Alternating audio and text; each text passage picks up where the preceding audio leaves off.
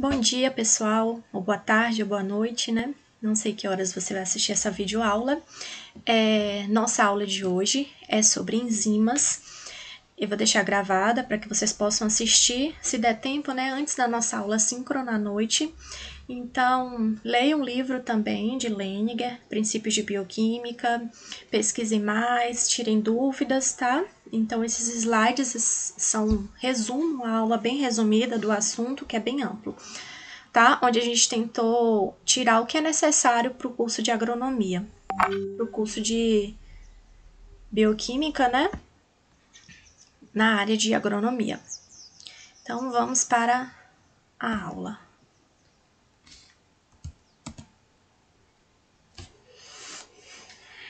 Então, enzimas é o nosso assunto da aula de hoje, né? Vocês vão se recordar um pouco da nossa aula de proteínas, tá? Porque as enzimas são proteínas, ok?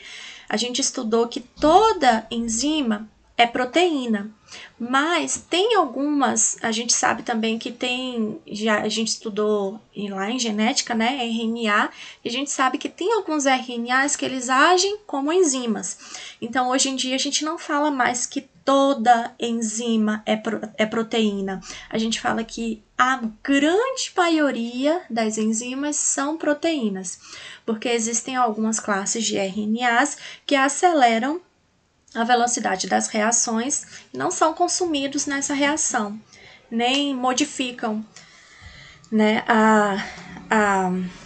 o equilíbrio da reação. Então, eles têm características de enzima, tá? Então, maior parte das enzimas são proteínas. O que a gente vai estudar hoje, né, nessa videoaula de hoje, são as enzimas que são proteínas, ok? Então, enzimas são proteínas que agem como catalisadores biológicos, tá? Ou seja, o que é um catalisador? Um catalisador é um composto que vai catalisar, ou seja, acelerar, tá? Acelerar uma determinada reação em condições específicas. Então, aqui onde vocês podem observar de verde é a representação de uma enzima, que nesse caso aqui é uma proteína. Esse bolsão aqui, dentro da enzima, a gente dá o nome de centro ativo ou sítio catalítico, que é o local em que as reações vão ocorrer, ok?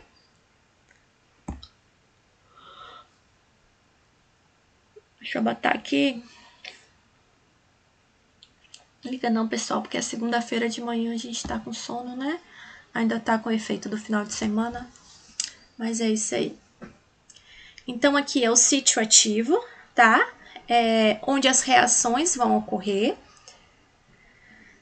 As reações catalíticas. Esse que entra aqui no sítio catalítico azulzinho, essa bolinha redonda azulzinha, é o composto A, que está representando o substrato. É o substrato que vai se ligar à enzima. E quando ele sai em formato de coraçãozinho aqui ao contrário, é o composto B, que é o produto. Ou seja, a enzima oferece o local para ocorrer a catálise, que é a aceleração de uma reação química, transformando um composto, um determinado composto, que a gente dá o nome de substrato desta enzima, e aí depois que as reações acontecem, ocorre a produção, o produto, né? Essa reação, ela iria ocorrer em condições naturais, porém ia demorar muito, ou então, se não chegasse em momento de temperatura, de pH ou algum catalisador orgânico, seria possível que essa reação não ocorresse, tá? Então, observe que não há consumo ou modificação permanente da enzima. Então, a enzima é aquela estrutura que entra e sai da reação do mesmo jeito. O substrato, ele foi consumido e foi produzido um composto B, que é o produto, que é esse coraçãozinho aqui.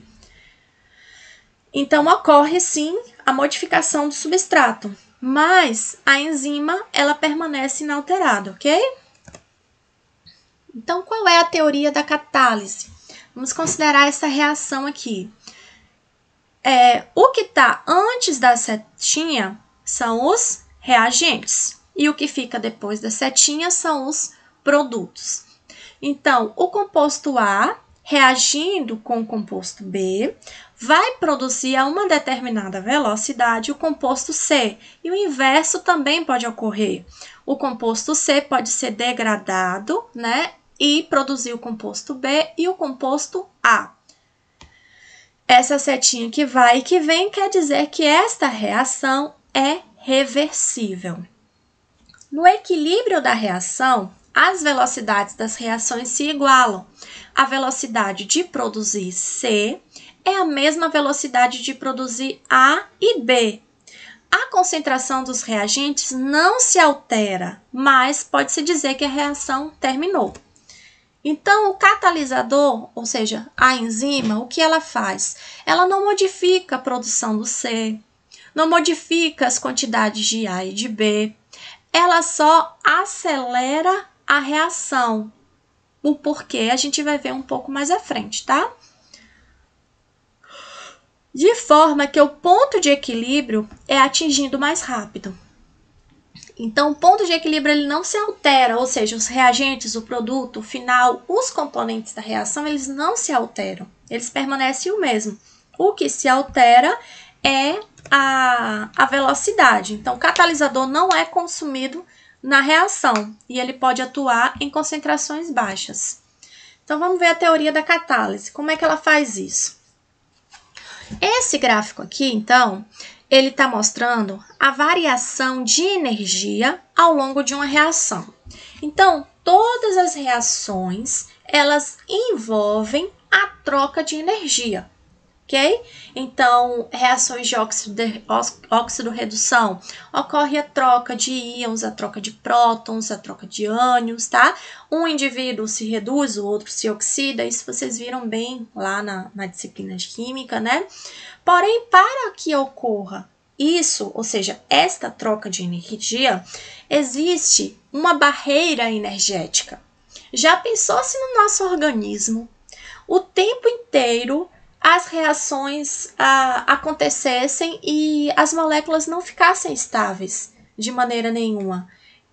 Já pensou se o nosso DNA ele se modificasse o tempo inteiro? Então, a gente precisa de uma energia que seja necessária ser suplantada, ou seja, ser ultrapassada para que um composto químico se degrade. Por exemplo, você tem o açúcar. O açúcar, ele reage com oxigênio, tá? Ele vai reagir com oxigênio produzindo água, ok? Então, por que a gente pode deixar o açúcar lá em cima da mesa e depois a gente não vai chegar e vai ter água ali? A não ser que você deixe durante muito tempo a uma temperatura alta, aí já envolve outros fatores, aí sim ele vai virar água, tá?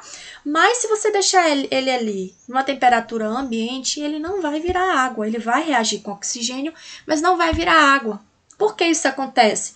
Porque ele tem uma energia de ativação que, para a reação ocorrer, ou seja, a reação com o oxigênio do ambiente para produzir água, essa energia precisa ser suplantada, precisa ser ultrapassada. Então, ele é estável ali daquele jeito. Assim como no nosso organismo e nas plantas, os animais, as moléculas elas têm uma energia de ativação. Tá? Então, para que ocorra reação, essa energia tem que ser suplantada de outra forma, e é aí que entra a enzima. Então, a enzima ela faz isso, ela vai diminuir essa energia necessária para que a reação ocorra. É o que a gente observa aqui nesse gráfico. Aqui é o progresso da reação, ou seja, a síntese do produto, e aqui é a quantidade de energia necessária para sintetizar esse produto. Tá? Então, a energia de ativação ou barreira energética é a quantidade de energia que é preciso fornecer aos reagentes para que a reação ocorra, tá? Então, essa energia de ativação aqui é a energia necessária para produzir o produto.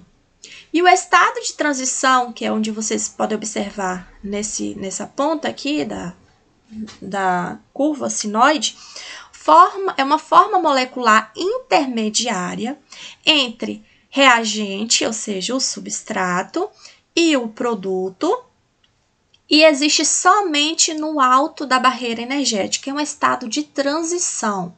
Então, algumas reações, antes de sintetizar o produto final, eles sintetizam compostos intermediários. Esses compostos, eles ficam aqui, ó. No momento desses compostos, a reação pode retroceder e voltar a formar o substrato, como pode continuar e formar o produto, ok? Então, o estado de transição ou complexo ativado é uma forma molecular intermediária entre reagente, né, que é o substrato, e produto, que só existe no momento do máximo de energia aqui que é necessário para que a reação ocorra.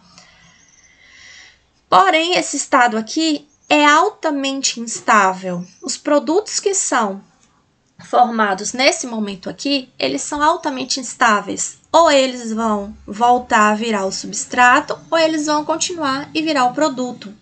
Então, o que o catalisador faz? Esta reação em vermelho é sem o catalisador, ok? Então, há uma energia de ativação bem grande que necessita ser suplantada para poder produzir, sintetizar o produto. E o que um catalisador faz? Ele não modifica o substrato, ele não modifica o produto, ele não modifica a termodinâmica da reação. O que ele modifica é a energia de ativação desta reação, porque ele diminui.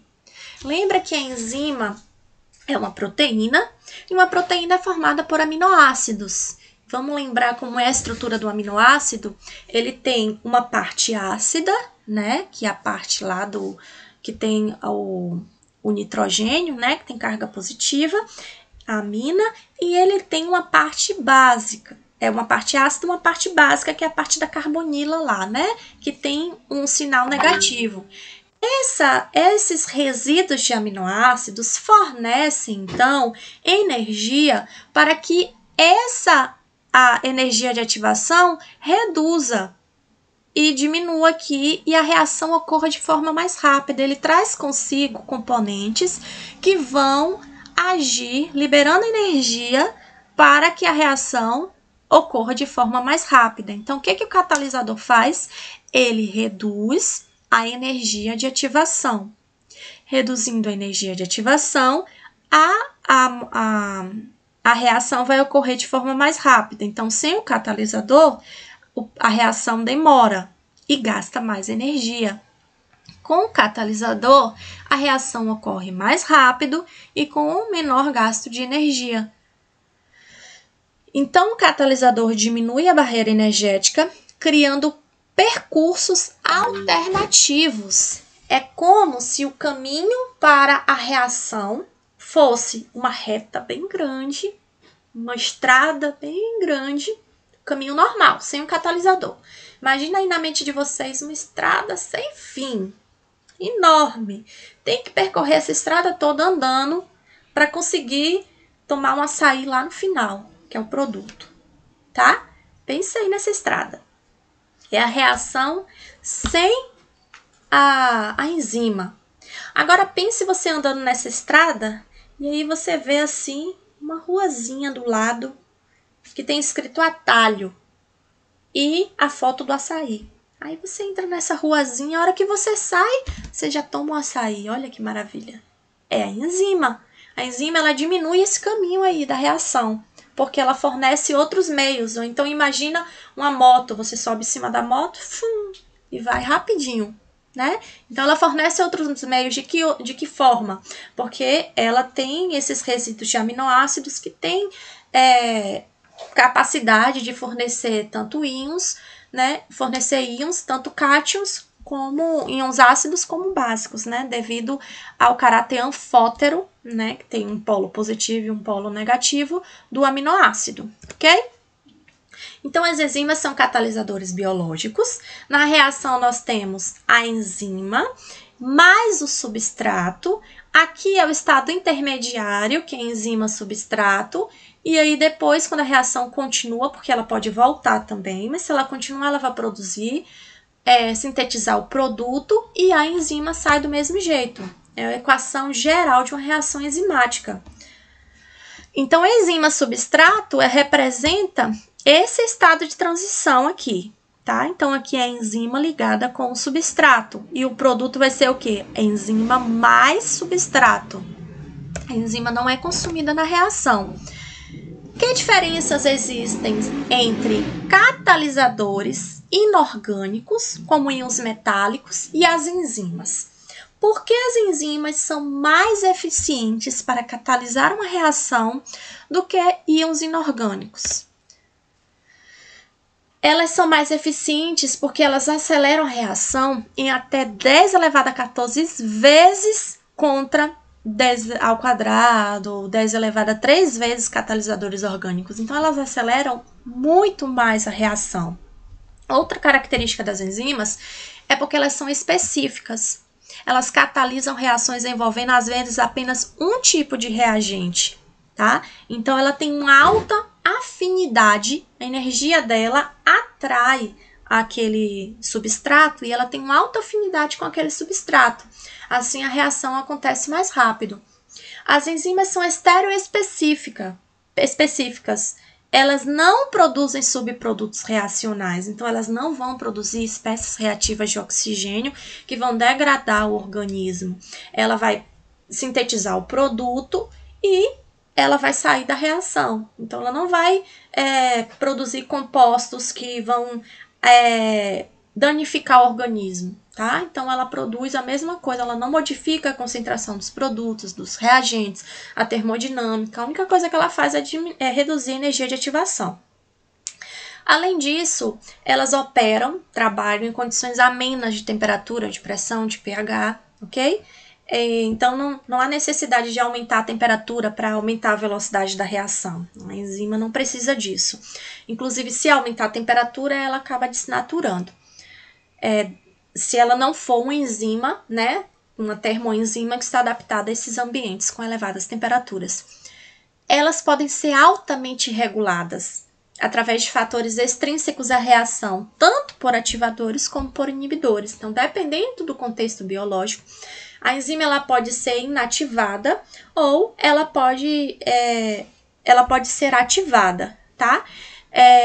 Se for uma enzima, por exemplo, de uma bactéria, de um fungo, que vai causar um dano no organismo, existem inibidores que podem se ligar a esta enzima e inativar a sua reação. A gente vai ver um pouco mais à frente que esse mecanismo é muito utilizado nos fármacos, né? E não vai produzir compostos que causem efeitos colaterais no organismo.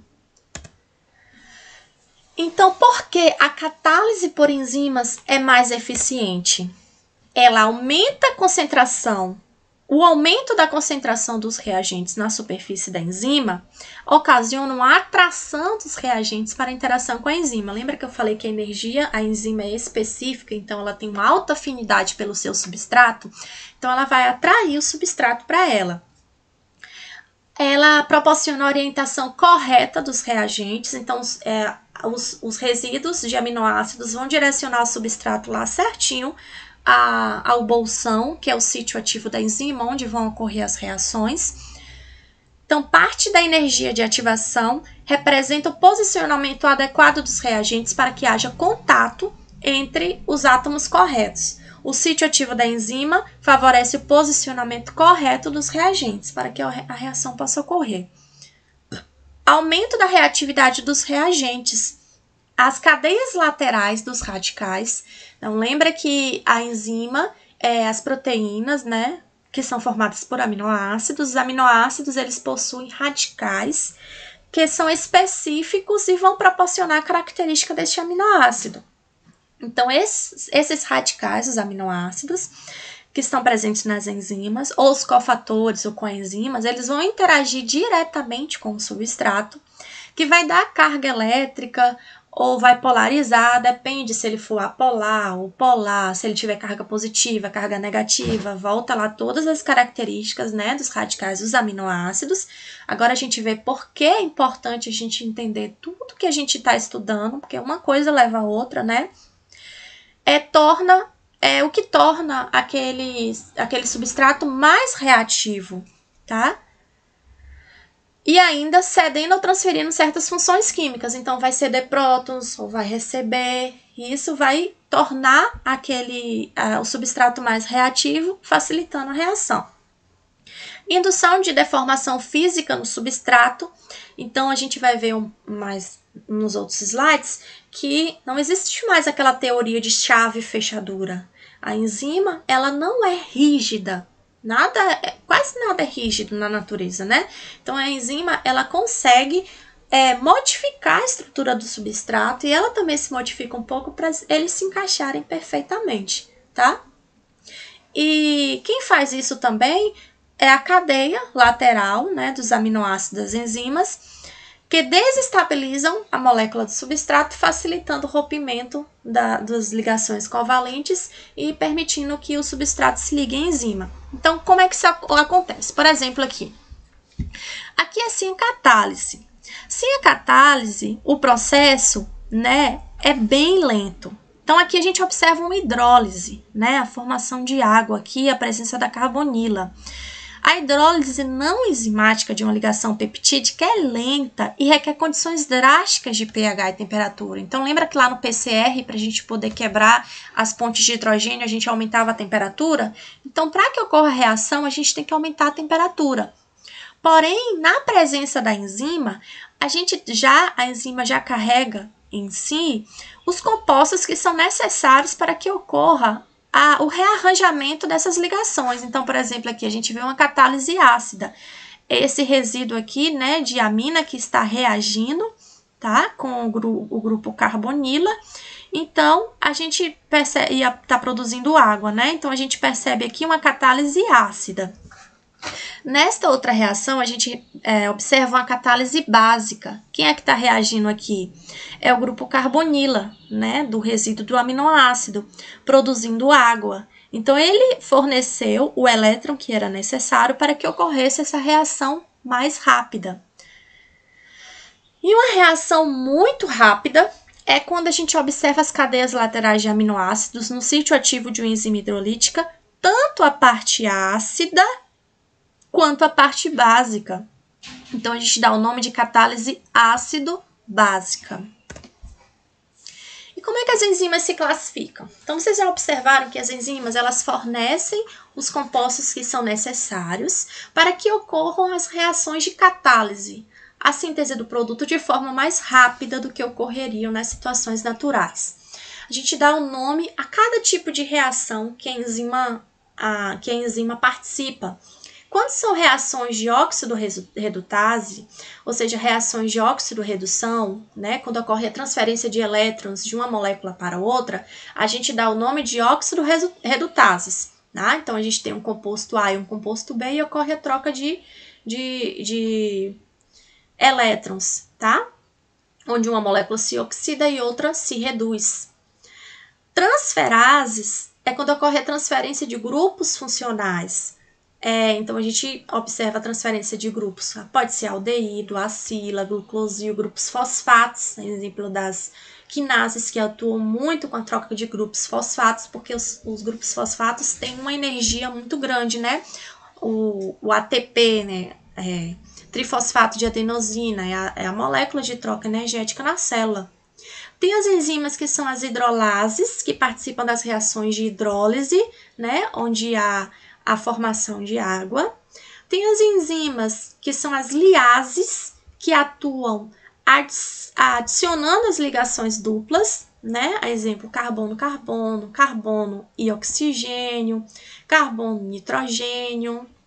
Nós temos as enzimas isomerases, que participam das reações de isomerização, ou seja, às vezes uma molécula ela apresenta a mesma fórmula química, porém sua estrutura a forma como os átomos se posicionam dentro da molécula é diferente. Por exemplo, esta molécula, a fórmula química dela é igual a essa, mas os átomos estão em posições diferentes, por conta da isomeria, que a gente já estudou, não foi? Ligases formam laços covalentes com gases de ATP, tá? Então, elas ligam com gases de ATP, carbono e oxigênio, carbono e enxofre, carbono, nitrogênio, carbono, carbono, tá? Como é que a gente entende a nomenclatura das enzimas? A nomenclatura oficial das enzimas é dada pela Enzyme Commission da Internacional, né? A IUBMB, tá? Então, é uma forma internacional de nomenclatura da enzima.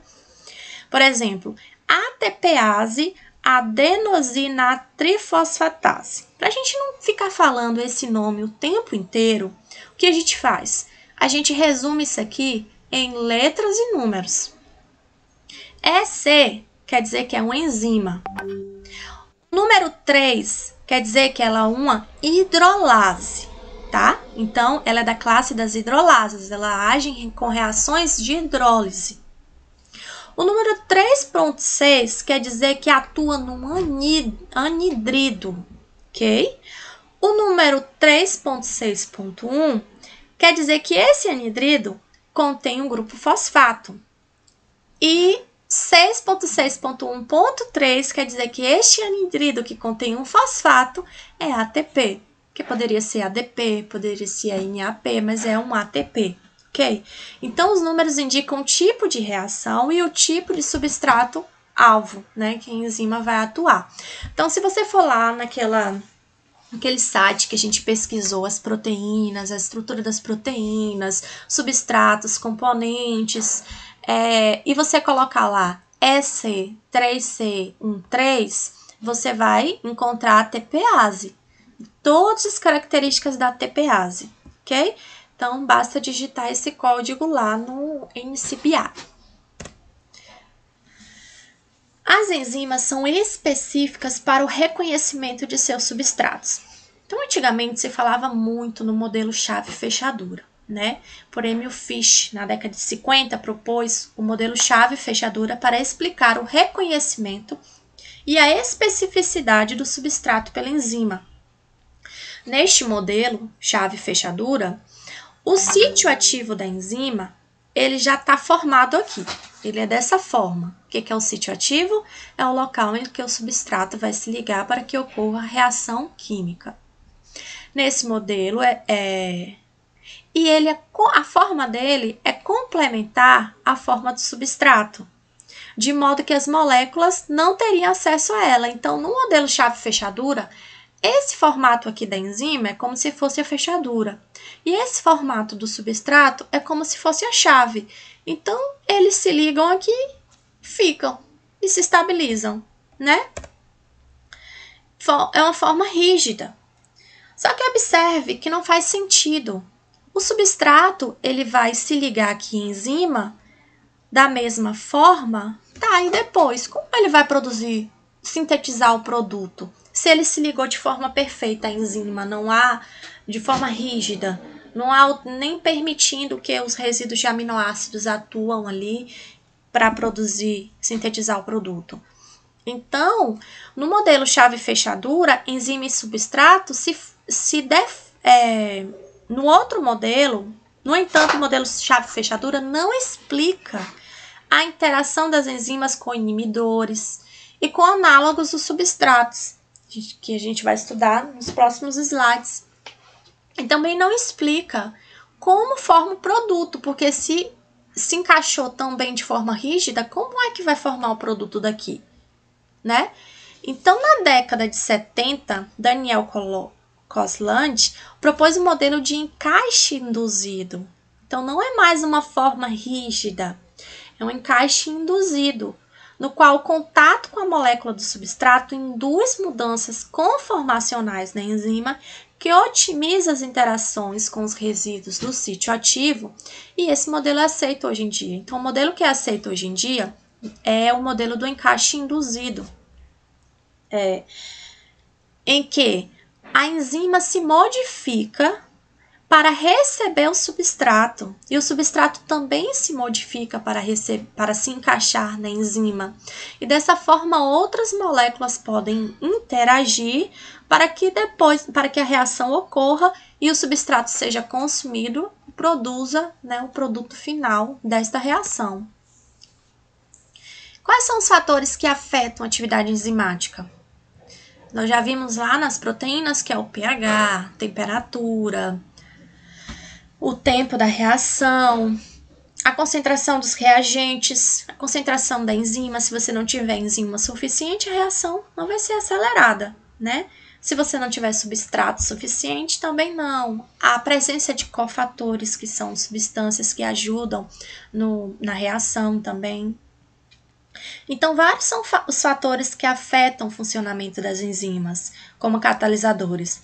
Alguns desses fatores são decorrentes da natureza proteica das enzimas, como o efeito do pH, da temperatura. Para se estudar o efeito isolado de um dos fatores acima, é necessário que todos os outros sejam mantidos. Então, se você quer estudar o pH, você mantém temperatura, mesma concentração da enzima, mesma concentração do substrato, você vai alterando o que você quer identificar, né? Então, vamos ver o pH. Cada enzima vai ter o seu pH ótimo para atuar, tá bom? Dependendo da ação dela, do que ela tem que produzir e do ambiente que ela vai estar presente. Por exemplo, o pH ótimo de uma enzima vai refletir variações no seu estado de ionização de resíduos de aminoácidos no sítio ativo. Então, a enzima está pelo menos parcialmente desnaturada em pHs afastados do seu pH ótimo. Cada enzima tem um pH ótimo para atuar. Se ela se afasta dessa faixa de pH, ela vai estar parcialmente desnaturada e não vai funcionar de forma correta, tá? Então, quando o substrato é uma molécula ionizável, o pH ótimo da enzima também reflete seu estado de ionização. Então, observe que o pH ótimo da pepsina é 1,5. Então, ela atua no estômago, ela atua em ambientes ácidos. O pH da urease, que vai degradar a ureia, é 6,8. Tá? Então, o ambiente que ela vai atuar é o ambiente que apresenta esse pH. O pH ótimo da arginase é 9,9. Dependendo do ambiente que ela está, ela vai estar adaptada a um tipo de pH. Se ela for para um ambiente onde não há esse tipo de pH, ela não vai desempenhar a sua função. Outro fator que controla a atividade da enzima é a variação da temperatura. Cada enzima também tem a sua temperatura ótima de atuar, né? A temperatura ótima é em torno, por exemplo, de 32, 35 graus. Acima disso, ela vai desnaturar e a velocidade que ela acelera a reação, né, da atividade enzimática também vai reduzir. É pouca energia para a reação acontecer, né, e aqui ela desnatura. Ao contrário da curva em forma de sino, no caso da atividade enzimática versus pH, a enzima só está desnaturada em temperatura acima da temperatura ótima. Então, se você pega a enzima e deixa ela congelada, no gelo, né, resfriada, você não altera a atividade dela. Ela vai atuar bem. Ela só vai desnaturar se ela passar da temperatura ótima. Então, se você for trabalhar com enzima, você tem que trabalhar com ela sempre geladinha. Porque se ela passar da temperatura dela normal, ela vai desnaturar e não vai reagir, tá? Fatores que controlam a atividade da enzima. Então, o tempo da reação, a concentração da enzima, do substrato, de cofatores. Então, essa linhazinha aqui, ó, o gráfico abaixo ilustra como as concentrações da enzima, tá? Que é esse azulzinho aqui, do substrato, que é esse aqui lilás, e do produto, que é esse verdinho aqui, variam ao longo do tempo da reação. Aqui é o tempo da reação e aqui é a concentração. A concentração do substrato cai na mesma razão em que a concentração do produto aumenta, porque o substrato está sendo consumido e o produto está sendo formado a partir do substrato, ok? A enzima existe sob duas formas. A enzima livre, né, que é a enzima que está aqui no início da reação, está sozinha, não está ligada com o substrato, e a enzima substrato, que é essa aqui de cima, que é a enzima que está ligada com o substrato. Então, a enzima cai à medida que a concentração da enzima substrato aumenta, porque ela está sendo consumida se ligando aqui com o substrato, ok? Nessa situação, a que está indicada aqui neste retângulo, disse que a enzima está saturada, ok? Ou seja, toda enzima que está presente nessa reação está ligada ao substrato, não há enzima sozinha. Todas as moléculas enzimáticas se ligaram à molécula do substrato. Então, a velocidade da reação, ela é máxima, tá? Nessas condições. Então, na década de 50, Michaelis e Mentz formularam as bases da cinética enzimática para explicar como a concentração do substrato afeta a velocidade da reação, conforme a gente pode observar aqui. Então, a velocidade da reação, ela apresenta 3 regiões de comportamento diferente, né, à medida que aumenta a concentração do substrato. A gente tem essa primeira parte aqui, que representa um aumento proporcional da velocidade da reação em função do aumento do substrato, ok? Aqui a velocidade da reação, velocidade que a reação ocorre em minutos, em segundos, em horas, vai depender, né? E aqui a concentração do substrato. A gente observa aqui nessa segunda parte que o aumenta não proporcionalmente com a velocidade do substrato, ou seja, quando ela atinge uma determinada velocidade, você pode aumentar a concentração do substrato, que a velocidade não vai aumentar. Ela já chegou aqui, ó, no seu nível, tá chegando aqui no seu nível máximo. A hora que ela chega no seu nível máximo, você pode ter mais substrato, mas ela não vai alterar. É a parte C, não aumenta mais, tendendo a um valor máximo, sendo independente da concentração do substrato. Então, o gráfico mostra um conjunto de reações que estão acontecendo simultaneamente conforme a equação abaixo. Então, a gente tem a reação da enzima com o substrato, K1, K2, esse Km aqui, então, é a concentração do substrato em que ocorre a velocidade metade da velocidade máxima. Isso vai estar relacionado ao grau de afinidade da enzima com o substrato. Existem diferentes graus de afinidade entre enzima e substrato. A enzima ela pode ter vários substratos, mas alguns substratos, se tiver em presença de outros, ela tem uma afinidade maior por outras. Por exemplo, imagine que nós somos enzimas e nós estamos em uma sala de aula. Existem vários alunos, vários colegas. Você vai ter uma afinidade por determinadas pessoas, você vai querer se aproximar de determinadas pessoas, por moléculas suas e da pessoa que interagem, que proporcionam uma química de amizade ou de outras coisas, e vocês vão interagir. Assim são as enzimas. Elas têm afinidade maior por determinados substratos, ok?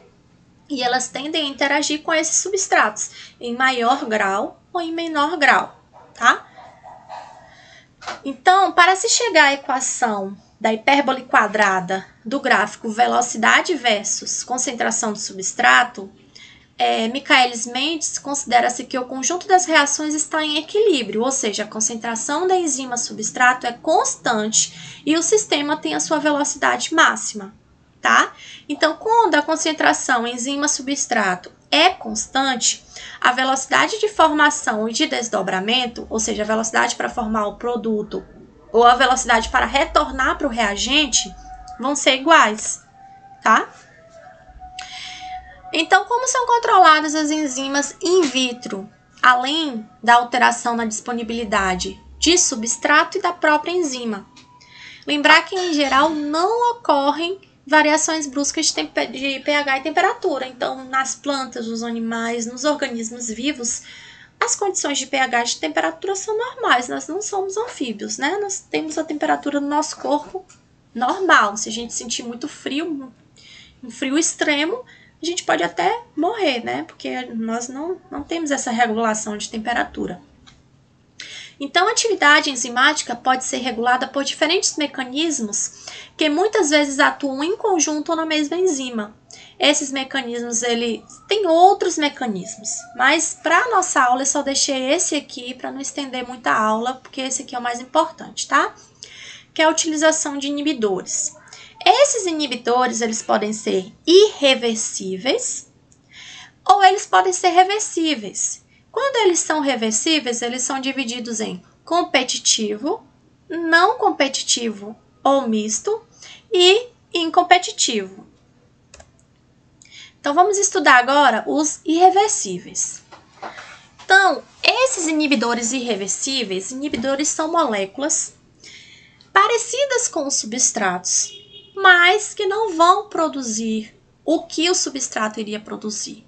São moléculas que, tipo, enganam a enzima, tá? Então, de que forma elas enganam a enzima?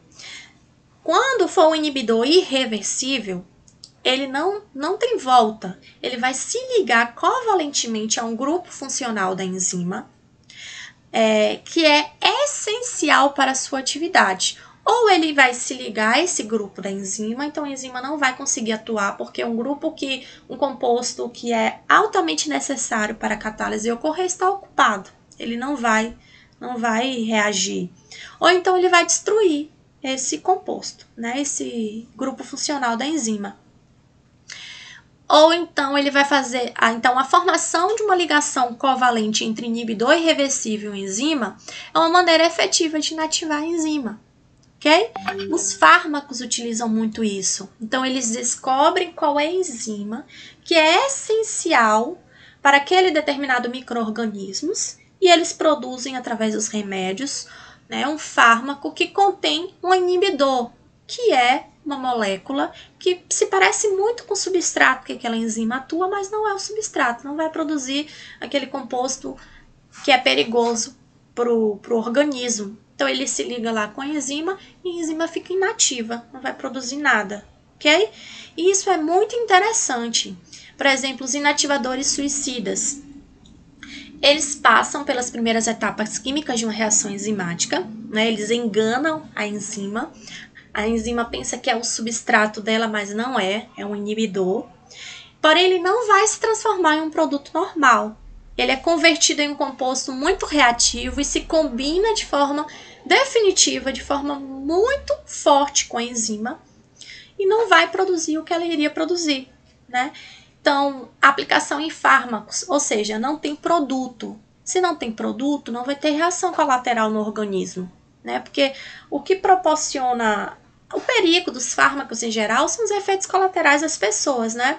Que ele vai modificar a reação e ele vai impedir a produção daquilo que faz mal para o organismo, mas vai produzir outras coisas, que às vezes desenvolvem outros tipos de doença.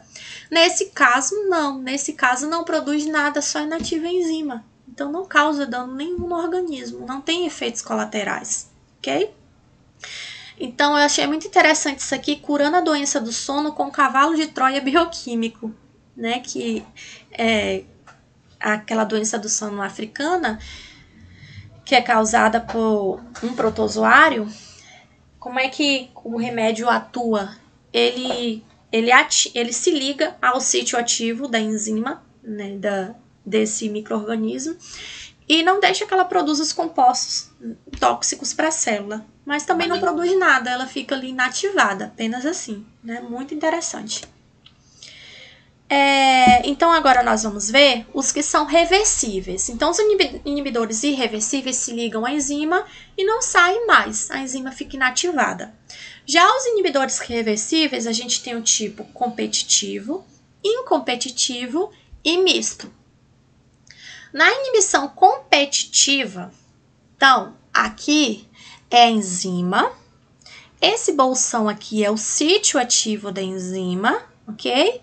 Azulzinhos são os substratos, amarelinhos são os produtos, né, que são sintetizados a partir da quebra do substrato no sítio ativo da enzima, e esse verdinho I aqui é o inibidor, ok? Então, observem que o substrato, ele se liga aqui ao sítio ativo da enzima e sintetiza o produto. Porém, o inibidor, ele tem a mesma forma do substrato. Então, ele engana a enzima e se liga aqui em enzima, porém, ele não vai produzir o produto que ele tinha que produzir. Então, a enzima acaba que perde a sua função quando este inibidor está aqui no mesmo sítio ativo do substrato. Então, na inibição competitiva, ocorre a competição, compete como substrato pelo sítio ativo da enzima, porque ele tem a mesma forma do substrato. Enquanto o inibidor estiver ocupando o sítio ativo, ele impede que o substrato se ligue à enzima, e eles apresentam a estrutura similar ao substrato e se combinam com a enzima, formando o complexo enzima-substrato, mas não vai provocar catálise, ou seja, ele não vai acelerar a reação produzindo o produto que a gente esperava. A enzima vai ficar só inibindo como é que se diz, gente? O inibidor vai ficar só inibindo aqui a ação da enzima. Porém, a ligação do inibidor, ele não inativa a enzima, porque ele sai deste lugar. Quando ele sair, o substrato pode entrar. Então, ele não é irreversível, ele pode sair daqui, tá? Quando o inibidor dissocia, o substrato pode se ligar e pode reagir. Então, ele só ocupa espaço um pouquinho de tempo. É como alguém que senta no banco de outra pessoa um tiquinho para descansar, enquanto isso, o dono do banco não pode sentar. Mas ele não fica ali a vida inteira, uma hora ele vai sair, né? É a inibição competitiva. Então, o inibidor, na inibição incompetitiva, eles não competem pelo mesmo sítio ativo. Observe nas imagens. Aqui é a enzima, aqui é o sítio ativo, e o formato do substrato é diferente do formato do inibidor. Então, eles não vão competir pelo mesmo sítio ativo, ok? Por isso que é a inibição incompetitiva. Então, o inibidor não é análogo estrutural ao substrato. Ele não vai se ligar ao sítio ativo. Ele vai se ligar ou à enzima ou ao complexo enzima-substrato, mas não no mesmo sítio ativo. Por que, então, ele é considerado inibidor? Porque a hora que ele se liga, então o substrato se liga, sintetiza o produto e o inibidor vem aqui e se liga em outro lugar.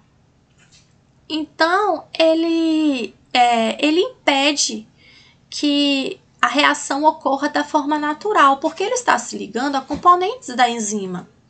A enzima não traz esses componentes por nada, ela traz porque ela precisa. Você vai sair com a sacola pesada sem precisar daquele tanto de coisa? Você leva porque você precisa. Tem gente que leva coisa que não vai precisar, mas a enzima é muito inteligente. Ela não carrega um resíduo de aminoácido que ela não vai precisar, ela vai precisar. No momento que esse inibidor se liga, ele diminui a concentração da enzima, ele inativa partes da enzima que eram necessárias para sintetizar o produto, ok? Então, ele afeta o quê? A velocidade da reação. Ele não vai inibir 100%, aqui ele inibiu, ele acabou que se ligou e o substrato, ele modificou aqui, né? E o substrato não consegue mais se ligar. Mas quando ele sair, o substrato se liga, tá? Então, a inibição incompetitiva é diferente da inibição competitiva, porque ele não compete pelo mesmo sítio ativo, mas ele se liga à enzima e diminui a velocidade, porque ele ocupa outras moléculas funcionais que são necessárias para a ação da enzima, ok? E a inibição mista? A ligação a um sítio diferente do sítio ativo ao qual o substrato se liga. Isso vai afetar também a velocidade da reação, porque o inibidor faz uma parte das moléculas ficarem inativas e assim diminui a concentração da enzima. Então, aqui a gente pode observar os três. A inibição competitiva, a gente tem enzima substrato. Se a reação ocorresse normalmente, a gente teria enzima substrato, depois enzima produto, concordam? Então, enzima substrato. Mas quando o inibidor se liga, a gente tem enzima inibidor. Não vai ter substrato, porque ele ocupou aqui o espaço. Na inibição incompetitiva, ele não vai se ligar aqui no mesmo lugar. A inibição incompetitiva é muito parecida com a inibição mista, tá? as diferenças são poucas, porque na inibição incompetitiva ele vai se ligar aqui ao complexo enzima-substrato. E na inibição mista ele pode se ligar tanto à enzima quanto ao complexo enzima-substrato. A enzima ela tem outros sítios ativos. Ele não vai se ligar àquele sítio ativo daquele substrato específico, ele vai se ligar a outro. Ou naquele momento lá do topo do gráfico, que é o momento instável, ele pode se ligar ali naquela reação instável, que é a reação enzima-substrato, tá? Então, pessoal, essa foi a nossa aula de hoje. Pode parecer confuso, né, de início, um pouco complicado, mas não é não. Vocês vão ver que não é não. Deem uma lida, então, no capítulo do livro, pesquisem mais e tirem as dúvidas. É um assunto muito gostoso de estudar e eu estou à disposição, tá, para tirar as dúvidas de vocês. Nossa disciplina está chegando ao fim. Nós temos mais o assunto de bioenergética e a gente faz uma provinha e encerra, né? Então, deem um gás maior nessa última semana, né, para que a gente possa encerrar as atividades com sucesso. Um abraço, pessoal. Fiquem com Deus.